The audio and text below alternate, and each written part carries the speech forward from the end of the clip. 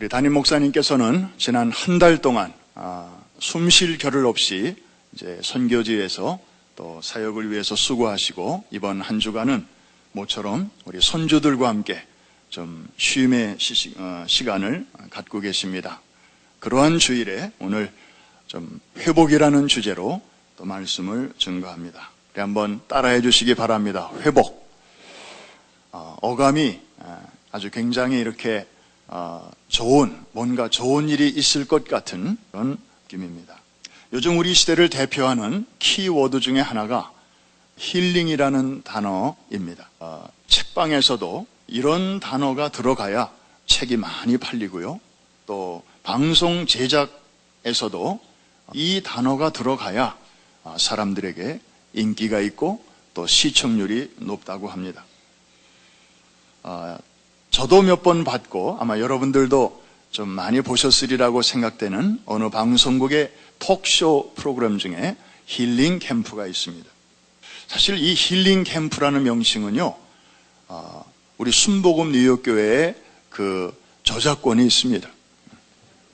왜냐하면 우리 교육부 안에 어린애들부터 중고등부 다 있지만 또 그 안에 우리 장애를 가진 아이들을 위한 그런 특별한 부서가 벌써 10여 년 전에 일찍이 만들어져서 우리 전도사님과 또 우리 교사들이 정말 헌신적으로 수고하고 있는데 그 부서의 이름이 힐링 캠프이죠. 그런데 어느 날 보니까 그 방송국에서 그 이름을 따가지고 프로그램을 진행하고 있더라고요. 우리한테 로열티를 냈는지 그게 지금도 궁금해요. 거기 나오는 분들 얘기를 이렇게 들어보니까 요즘 잘 나가는 분들이 주로 출연합니다.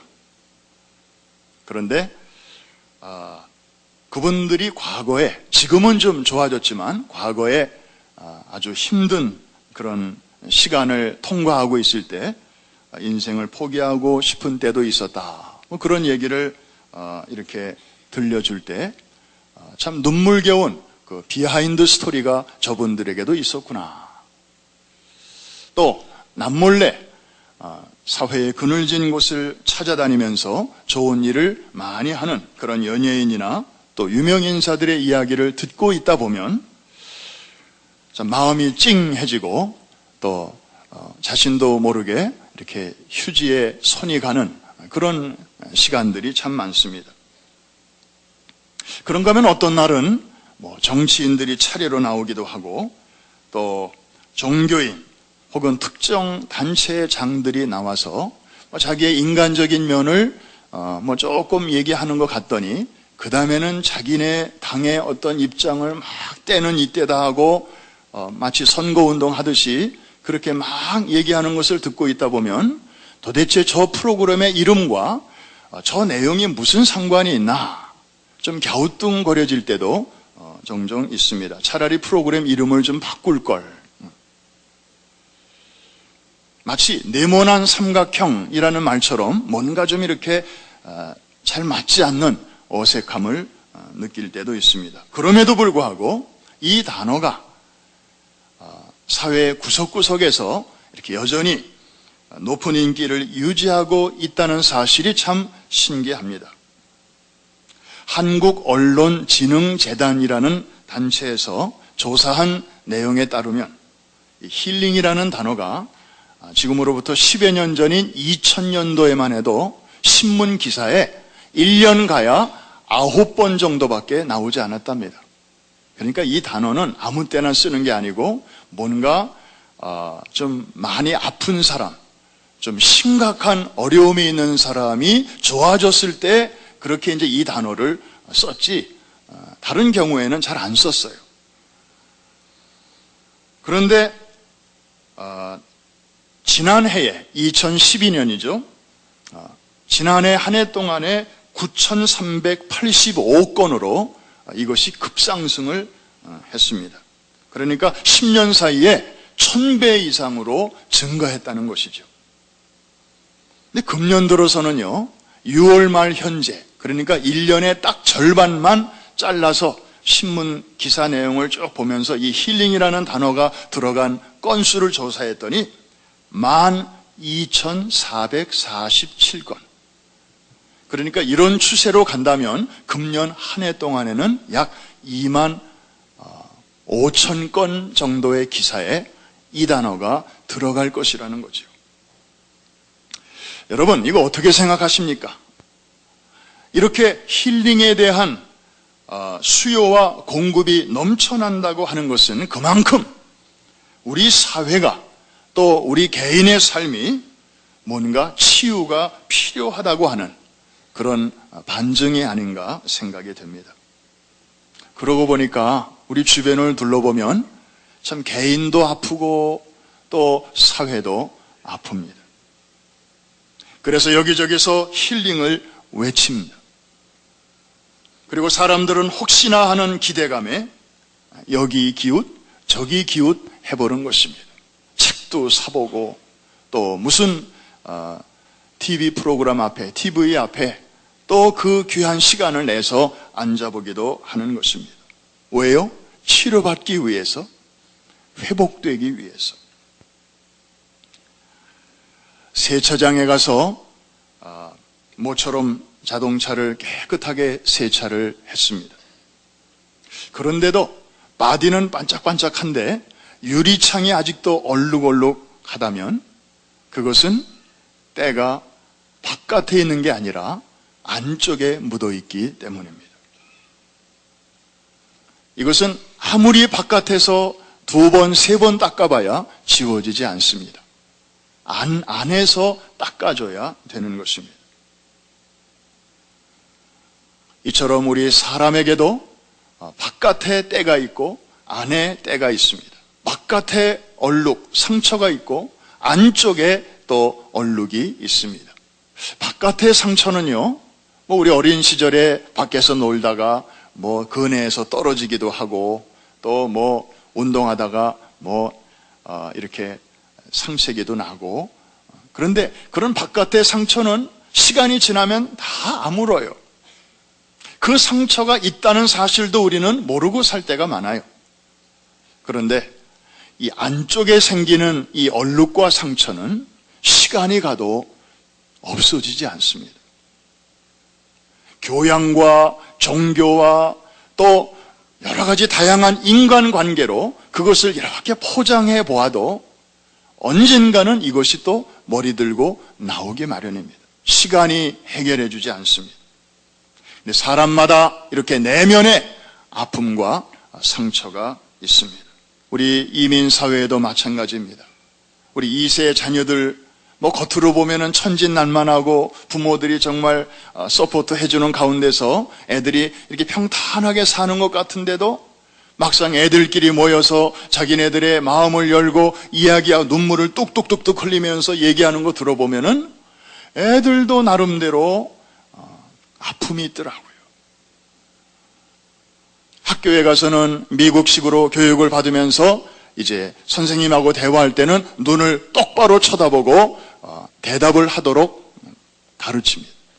그러면은 이제 이렇게 발표력이 참 좋다고 칭찬을 받습니다. 그래서 이 학교에서 칭찬받은 아이가 집에 와서 이제 부모 앞에서 자랑하느라고 부모의 얼굴을 똑바로 쳐다보고 얘기를 하면 이놈의 자식이 버르장머리 없이 어른의 얼굴을 똑바로 쳐다보고 얘기한다고 어디서 말 대꾸 하냐 그러고 뒤통수 한 대 얻어맞습니다. 학교에 가면은 칭찬받을 일이 집에 오면은 야단 맞을 일로 변합니다. 그러면 이런 이중문화권 사이에서 아이들은 부모가 자기들을 위해서 희생하고 애쓰는 것도 다 알면서도 이제 마음속에 여러 가지 분노가 생기고 그리고 불만이 생기는 것입니다. 애들만 아픈 게 아니에요. 제가 최근에 읽은 책 중에 제목이 중년은 아프다. 그 제목이 좀 왠지 모르게 끌려서 한번 읽어봤습니다. 거기 보니까 많은 얘기들이 있는데 그 중에 핵심은 이런 것들이에요. 중년이 왜 아픈가? 중년의 시기가 되면 주변 사람들이 떠나기 시작하는데 첫째로 자식이 떠나요. 대학 갈 때 떠나고요. 그 다음에는 결혼할 때 떠나요. 그래서 빈둥지만 남는 거죠. 특별히 우리 이민자들은요, 자식들 잘 되는 거 하나 바라보고 이민을 결정한 분들이 70%가 넘는데 그 보물과도 같은 아이들이 이제 내 시야에서 사라질 때 그 허전함과 허허로움은 정말 처음에는 견디기 어려운 것입니다. 게다가 떠나는 분이 또 한 그룹이 있는데 자기를 낳아주시고 길러주신 육신의 부모님들이 우리가 중년의 나이가 되면 그분들이 한 분씩 한 분씩 떠나기 시작합니다. 한국에서 돌아가셨는데 또 막상 가볍지도 못하는 형편이 되면 자식의 마음은 정말 이중 삼중으로 아프기 마련이죠. 그래서 중년 이전에는 주로 우리는 열심히 살면서 외부의 일에 성실함으로 자신의 존재감을 우리는 확인해 왔습니다. 그런데 중년이 되면 이제 하던 일도 이제 놔야 되고 또 리타이어를 해야 되고 또 이제 자식들도 떠나고 부모님들도 떠나시고 그러면서 막 그 허전함이 밀려올 때 이제는 외부로 향한 그런 것보다는 이제는 자신의 저울추를 내면으로 서서히 향해야 한다는 것입니다. 그래서 속도보다는 방향이 중요하고 어떤 또 다른 성취보다는 이제는 작은 일을 하더라도 의미 있고 보람 있고 가치 있는 일을 이제 해 나가야 된다고 충고하고 있습니다. 그래서 빈둥지 증후군은 누구에게나 찾아오는 일종의 중년기 우울증인데 그거를 너무 그냥 심각하게 생각하지 말고 하나님께서 우리의 저울추를 이제 바깥의 일보다는 좀 내면으로 그렇게 이동시키라는 신호로 받아들이라는 것입니다. 여러분, 오늘 본문에는 한 아픈 중년이 소개되고 있습니다. 그의 이름은 우리가 너무나 잘 아는 베드로입니다. 그는 지금 잘 나가는 때가 아닙니다. 지금 완전히 인생에 곤두박질 친 그런 때입니다. 죽기까지 따르겠다고 호언장담했던 이 베드로가 형편없이 무너지고 말았습니다. 그것도 무슨 대단한 적수 앞에서 무너졌다면 뭐 말이라도 할 수 있잖아요. 상대가 보통이 아니야. 너무 세서 내가 감당하기에는 좀 어려웠어. 그럼 누구라도 다 인정할 수 있을 텐데 이 베드로는 작은 소녀 앞에서 여지없이 무너지고 말았습니다. 이건 어디 가서 하소연도 못하는 그런 사정입니다. 하루아침에 제자 중에 제자였던 이 베드로가 주님 앞과 사람들 사이에서 하염없이 부끄러운 존재가 되고 말았습니다. 물론 그 후에 베드로는 부활하신 주님을 몇 번 만났습니다. 그래서 힘도 얻었습니다. 그런데 그런 부활하신 주님과의 만남조차도 무너져 있는 그의 마음을 다시 사역으로 이끌기에는 너무나 역부족이었던 것 같습니다. 결국 그는 예수님을 따르기로 작정한 그날 받았던 거룩한 신분, You are fisher of men. 너는 이제부터 물고기 낚는 어부가 아니라 사람 낚는 어부다 라고 하는 그런 거룩한 신분에 이제 사표를 제출하고 3년 만에 다시 옛날에 하던 일로 물고기 잡으러 지금 갈릴리 호수로 내려와 있습니다. 뭐 수제자인 베드로가 이 정도니까 다른 제자들 사정도 뭐 물어볼 필요가 없습니다. 지금 어부 출신의 다른 제자들도 다 베드로 뒤를 따라서 쫄래쫄래 지금 다 다시 물고기 잡는 어부가 되어 있었습니다. 그런데 주님께서는 이들을 버리지 않으셨습니다. 세상에 있는 자기 사람들을 사랑하시되 얼마까지 사랑하셨습니까? 끝까지 사랑하셨습니다. 그래서 주님은 그 현장으로 찾아오셨습니다. 그날 밤도 제자들은 그물을 던졌지만 던지는 그물에 무슨 힘이 있었겠습니까? 실패자인데, 실패해서 지금 이 자리에 와 있는데 그냥 생각 없이 그물을 던지긴 던지지만 고기도 잡히지도 않고 또 고기가 잡혀도 옛날처럼 그렇게 재미도 없습니다. 내가 어쩌다가 이렇게 됐나. 그런데 부활하신 주님께서는 또 한 번 이제 그 현장으로 찾아오셨습니다. 그리고 밤새도록 수고했지만 텅 비어있는 그 그물에다가 153마리의 고기를 넣어주셨습니다. 그리고는 숯불가에서 여러 제자들이 있었지만은 베드로와 단둘이 지금 마주하고 계십니다. 지글거리며 타는 이 숯불을 사이에 두고 주님과 마주 앉은 이 베드로는 마음이 무척이나 불편했을 것입니다. 하필이면 왜 이 숯불에서 나를 만나시나? 여러분, 요한복음에 보면 이 숯불이라는 단어가 딱 2번 나옵니다. 영어 성경에는 charcoal fire, 여러분들이 야외에 나가서 고기 구워 먹을 때 쓰는 그런 종류의 이제 불이에요. 첫 번째 나오는 그 숯불은 바로 예수님이 한창 고난 받으실 때 베드로는 멀찍이서 예수님 고난 받으시는 모습을 지켜보고 있었습니다. 아마 밤에는 좀 바람이 찼나 봐요. 그래서 모닥불 같은 걸 펴놓고 여러 사람들이 거기서 이렇게 불을 쬐고 있는데 베드로도 그 틈에 껴가지고 이제 예수님, 저기 계신 예수님을 이렇게 바라보고 있었습니다. 다른 제자들은 다 도망갔는데 그래도 베드로니까 거기까지 들어갔던 거죠. 그런데 갑자기 한 여자아이가 오더니 당신도 예수님과 함께 있었죠? 그 말 한마디에 베드로는 예상치도 않았던 대답이 금방 튀어나오고 말았습니다. 한 번도 아니고 2번도 아니고 3번씩이나 주님을 모른다고 배반을 합니다. 그리고 2번째, 이 숯불이라는 단어가 나오는 것은 바로 오늘 본문입니다. 갈릴리 호숫가에서 주님께서 고기를 잔뜩 잡게 하시고 이제 베드로와 단둘이 앉으셨는데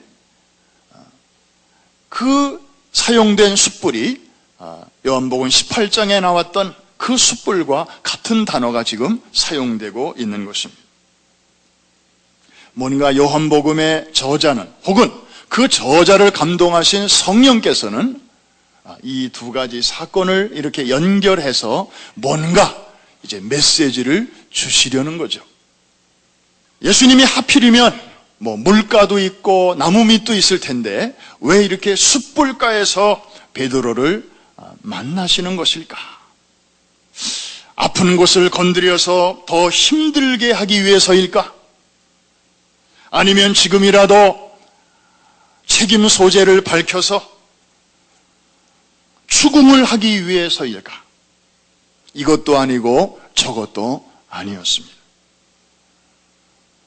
예수님의 목적은 오직 한 가지, 실패자인 베드로를 다시 일으켜 주시는 것이었습니다. 그 목적 때문에 거기까지 찾아가신 것입니다. 그리고 그 목적 때문에 다른 제자들은 잠깐 뒤로 하고 베드로와 지금 마주하고 계신 것입니다. 저반 잡수신 후에 주님은 3번을 또 물으십니다. 내가 나를 사랑하느냐?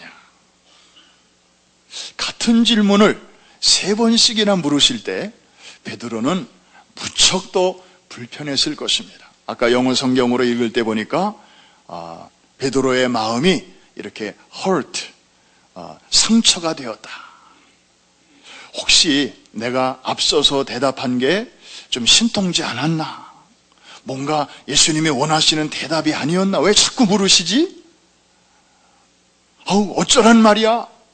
나로서는 다른 대답이 생각나질 않는데 베드로의 심정이 그랬던 것 같습니다. 그러면서 베드로 마음속에는 또 뭐가 떠올랐을까요? 얼마 전에 3번 예수님을 부인했던 그 일이 또 떠올랐을 것입니다. 그런데 여러분, 이 3번 물으시는 이 과정 역시 베드로의 아픈 상처를 덧나게 하려는 것이 아니고 그 환부를 이렇게 고름을 짜내시고 그리고 그것을 싸주시는 하나의 힐링 터치였습니다. 고대 근동 지방에 이런 풍습이 있었다고 합니다. 어떤 문제가 있을 때 그것을 해결하기 위해서 증인이 있는 데서 그것을 3번 외치도록 했다는 것입니다. 그러면 그 외친 내용이 이제 비로소 법적인 효력을 가질 수 있게 됩니다. 그러니까 누구한테 사과를 할 때 그냥 한 번 I'm sorry 하고 끝나면 그냥 개인적인 사과로 끝나는 것이죠. 그런데 그거를 여러 증인들이 있는 데서 3번을 외치면 이것은 법적인 효력을 갖게 된다는 것입니다. 그러니까 그런 문화를 우리가 배경으로 깔고 생각해 보면 베드로가 주님을 1번 부인한, 2번 부인하고 그 다음에 3번 부인했다고 하는 것은 이것은 심각한 사건입니다. 그냥 개인의 사건이 아니고 여러 증인들 앞에서 공적으로 법적인 효력을 갖는 그런 무서운 실수였다는 것입니다. 동일한 논리로 주님이 베드로에게 찾아오셔가지고 한 번만 물으셔도 될 텐데 똑같은 질문을 이렇게 3번 물으시는 것은 베드로의 그 아픔을 치료해 주시되 그냥 개인적으로 그냥 됐다 그래 알았어 이렇게 그냥 얼버무리시는 차원이 아니고 베드로의 그 깊은 상처를 아예 뿌리까지 뽑아서 법적인 효력을 가질 수 있도록 베드로의 입을 통해서 3번 예, 주님이 아시죠. 제가 주님 사랑하는 걸 주님이 아시죠. 3번이나 뱉어낼 수 있도록 그렇게 주님께서 배려해 주신 것입니다. 저는 말주변이 없어서 이렇게까지밖에는 설명을 못합니다. 성령의 감동으로 이해가 되시는 분들 아멘. 그런 다음에 주님께서는 그 베드로에게 그 환부를 깨끗하게 소재하신 후에 이제 내 양을 먹이라 사명을 맡겨주십니다. 여러분 우리가 인간관계에서 누군가 불편한 관계에 있다가 나중에 화해했습니다.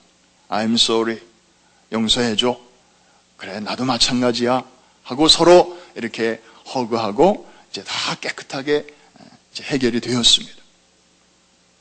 그런데 그 다음에 어떤 일을 좀 맡겨야 되는데 그 사람만 쏙 빼고 다른 사람들에게 일을 부탁하고 맡기고 계속 교제하면 저 사람이 입장에서 생각할 때는 어떻게 생각할까요?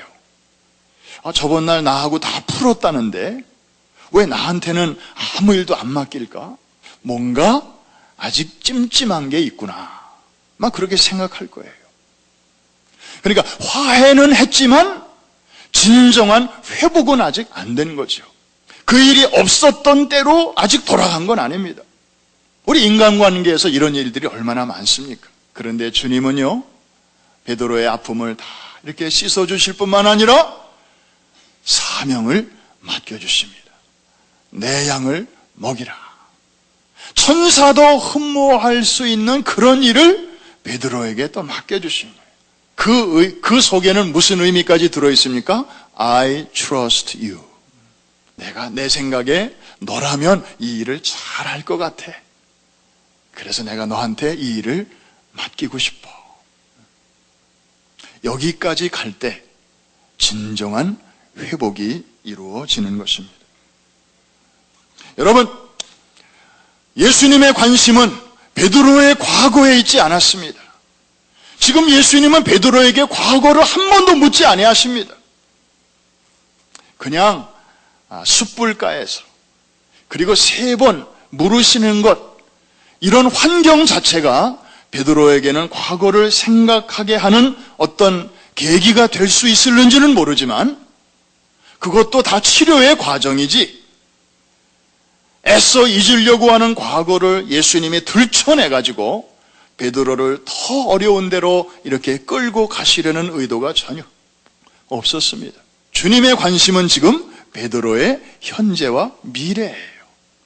그래서 내가 현재 나를 사랑하니 3번 물으셨고요. 그 다음에 미래적으로 베드로가 해야 할 일을 맡겨주신 것입니다. 오늘도 우리 주님은 우리에게 동일한 힐링 터치로 다가오십니다. 주님은 우리의 과거에 별로 관심이 없으세요. 우리가 어떤 어려움을 겪었는지, 우리가 성장 과정에서 어떤 어려운 일이 있었는지, 우리의 아픔을 다 이해하시지만 우리를 자꾸 그쪽으로 끌고 가시는 데는 관심이 없으세요. 그것을 빨리 딛고 씻어버리고 과거의 감옥에서 나와서 때묻지 않고 자유로운 미래를 향하여 우리가 나아갈 수 있기를 바라고 계십니다. 그런데도 사탄은 꼭 거꾸로 일을 해요. 우리의 미래에는 관심이 없어요. 사탄은 꼭 우리의 과거를 메뉴로 해가지고 우리를 자꾸 잡아당깁니다. 너 그랬잖아. 너 그런 사람이었잖아. 그런데 네가 뭘 하고, 네가 뭘 그렇게 거룩한 척해. 야, 사람들이 다 아는데 뭐. 부인할 수 없고 바꿀 수도 없는 그 과거를 가지고 우리의 기억을 자극하면서 우리를 감정적으로 찾고 이렇게 디프레스 시키는 것입니다. 왜? 사탄의 손에는 미래가 없기 때문이에요. 성경에 보니까 우리의 미래는 오직 하나님의 손에만 있는 줄로 믿습니다. 그러니까 사탄은 감히 그 영역은 손을 못 대니까 겨우 우리의 과거 가지고 장난질 치는 거예요.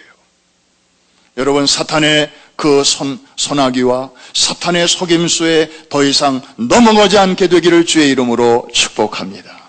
과거의 감옥에서 나와서 미래를 향하여 주님의 손을 꼭 붙잡고 전진하게 되시기를 주의 이름으로 축복합니다.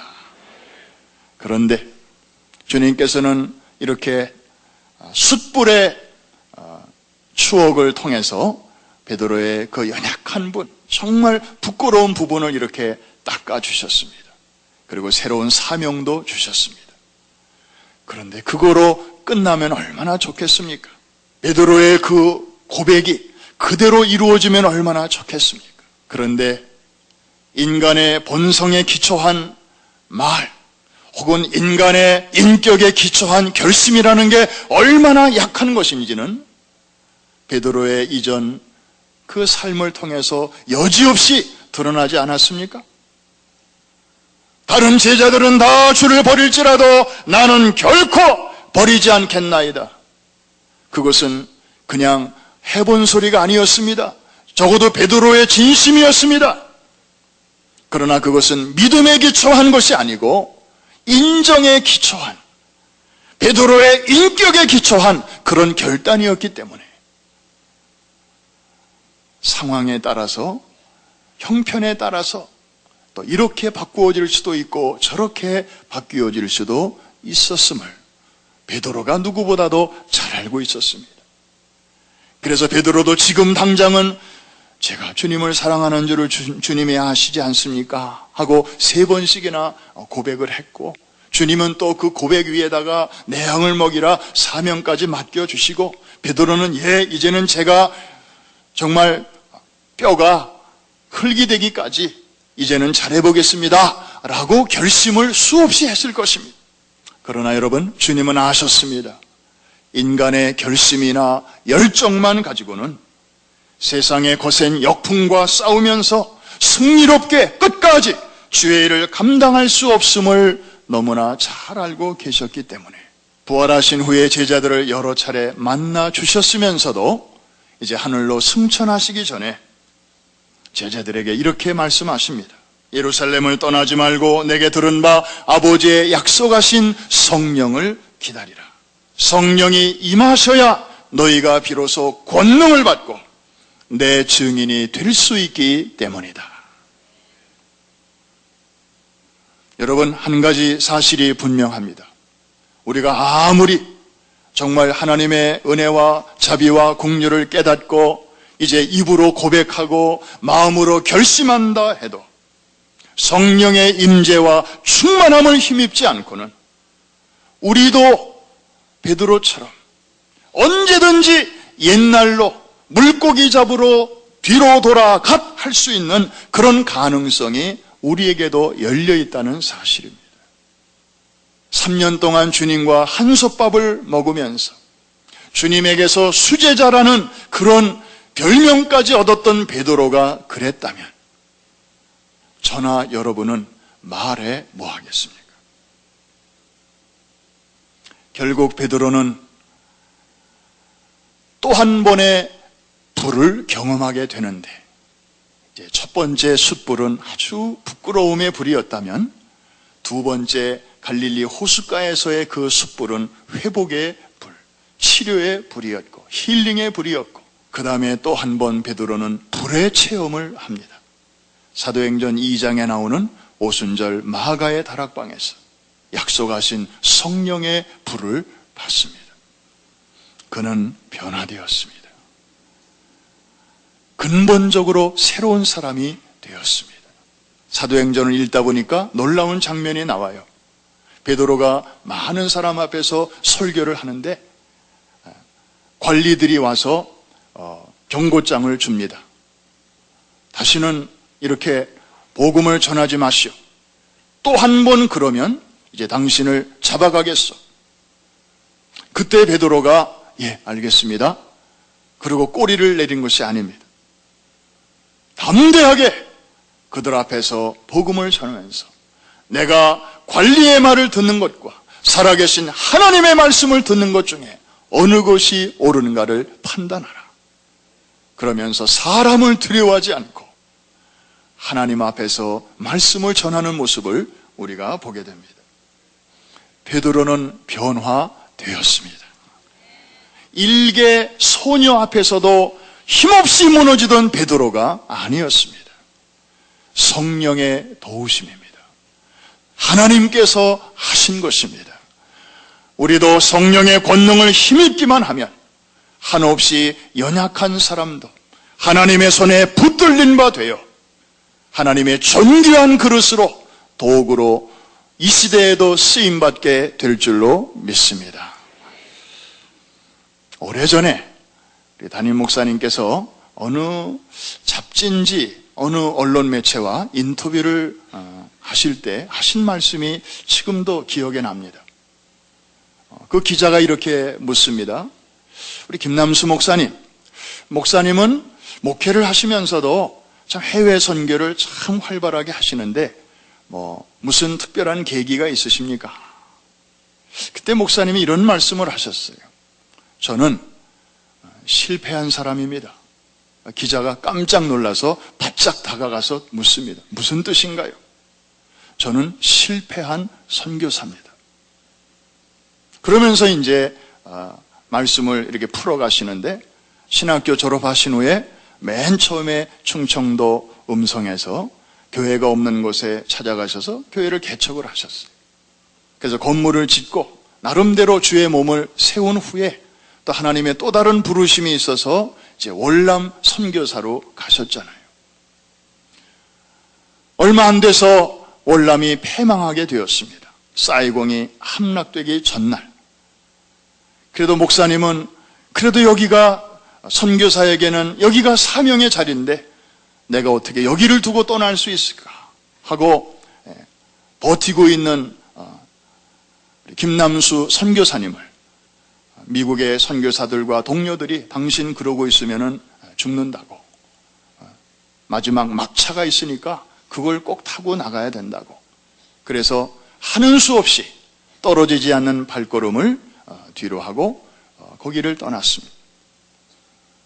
그러고서 이제 독일을 거쳐서 뉴욕으로 오셔서 오늘날까지 목회를 하고 계시지 않습니까? 그러니까 목회를 하면서도 나는 선교지에 가서 선교사로서 일생을 원래 바치려고 갔는데 사정이 어떻든지 간에 그 뜻을 다 이루지 못하고 미완성으로 선교지를 떠나온 사람으로서 그 실패자라고 하는 그 부담감, 그게 이제 목사님 밑에 쭉 깔려 있었다는 것이죠.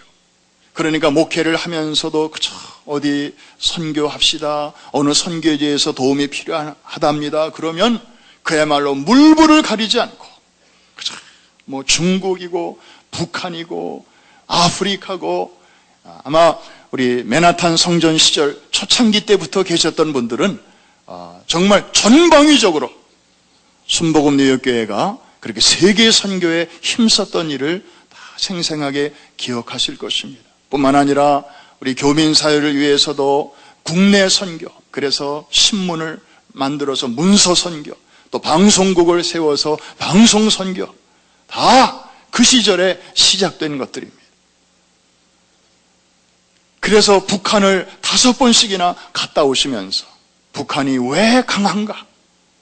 금방이라도 무너질 것처럼 보이는 저 나라가 도대체 뭐가 저 나라를 붙들고 있는 것인가? 하나님께서 나중에 지혜를 주셔서 깨닫고 보니까 결국에 어린이였구나. 이 어린아이들 때부터 저거를 주입을 시키니까 저렇게 저 나라가 형편없는 나라인데도 끄떡없이 세워지는 것이로구나. 최근에 하나님께서 우리 목사님을 통해서 414 윈도우의 비전을 주셔서 이제는 다른 방향의 선교는 다른 단체와 교회와 또 선교사님들이 잘하고 계시니까 이제 우리 15세 미만의 어린아이들을 좀 하나님의 사람으로, 하나님의 군대로 잘 키우자. 이쪽은 그동안에 아무도 이렇게 신경 쓰는 사람들이 없었으니까.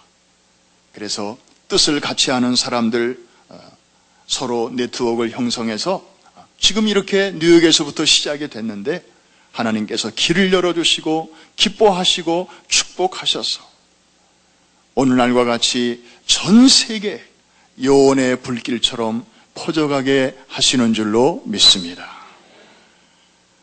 실패한 선교사라고 그런 부담감에 눌려있던 한 젊은 주의 종을 하나님께서 이렇게 시대와 역사 앞에서 414 윈도우 운동의 세계 운동의 주창자로 하나님이 이렇게 능력의 도구로 사용하시는 것을 보면서 우리가 그 가장 가까운 곳에 있으면서 우리가 뭘 느껴야 되겠습니까?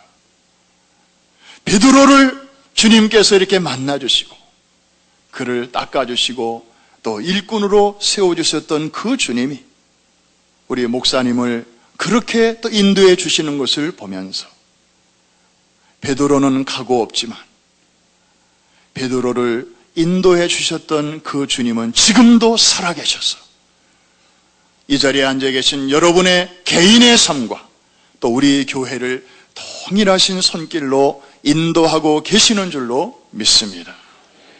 혹시 여러분 가운데 나름대로 부끄럽고 정말 생각하기조차 싫은 그런 과거의 일 때문에 그것만 생각하면 웃다가도 웃음이 싹 사라지고 그 일만 생각하면 그리고 그 사람만 생각하면 좋던 것도 다 입맛이 가시는 혹시 그런 과거의 어떤 사건이나 어떤 일 때문에 미래로 나아가지 못하고 아직도 자유롭지 못하신 분들이 이 자리에 계십니까? 주님은 그 아픔을 치유해 주시기를 기뻐하십니다. 예수님은 얼마나 그 일을 원하셨던지 부활은 예루살렘에서 하시고 제자들을 베드로를 만나신 것은 갈릴리에서 만나주셨어요. 낙심의 자리, 패배의 자리로 물러가 있던 스스로 실패자라고 생각하고 있던 베드로에게 주님은 예루살렘에서부터 갈릴리까지 찾아오신 것입니다. 어부들만 밤을 샌 게 아니에요. 주님도 사실은 그 밤을 같이 계셨습니다. 그물이 텅 비어 있을 때도 주님은 가까이 계셨고 그리고 이제 그물이 다 채워져서 어부들의 입가에 미소가 있을 때도 주님은 저들과 함께 계셨습니다. 주님은 한 사람 한 사람을 실패자에서 사명자로 다시 세워주시기를 기뻐하십니다. 오늘 이 예배를 통하여 그 주님을 다시 만나게 되시기를 주의 이름으로 축원합니다. 그 주님의 손을 붙잡고 다시 일어나게 되기를 주의 이름으로 축복합니다. 그럴 때 여러분의 텅 빈 그물은 이제 영원하고 가치 있고 보람 있는 것으로 다시 채워지게 될 것입니다.